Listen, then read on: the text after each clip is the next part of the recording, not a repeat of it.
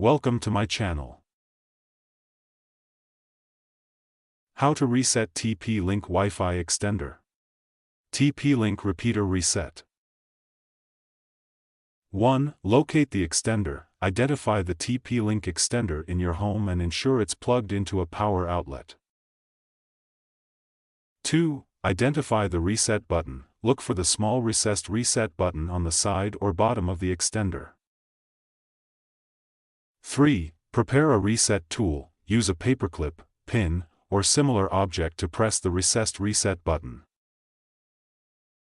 4. Ensure the extender is powered on. Confirm that the power light is on and steady before attempting to reset.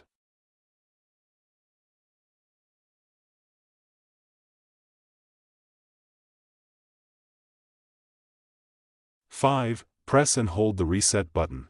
Insert the tool into the reset hole and press the button firmly.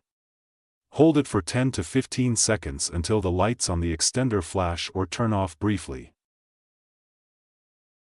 6. Wait for the reboot. Release the button and wait for the extender to restart.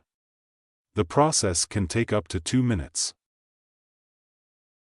7. Reconnect to the default network. Use the default Wi-Fi name, SSID, printed on the extender label to reconnect your device. 8. Access the web interface. Open a browser and go to the default IP address, e.g., 192.168.0.254, or use the TP Link Tether app to log in using the default credentials.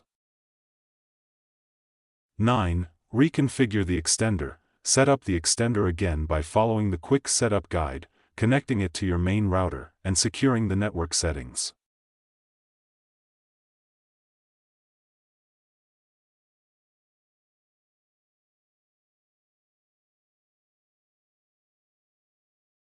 Thank you for watching.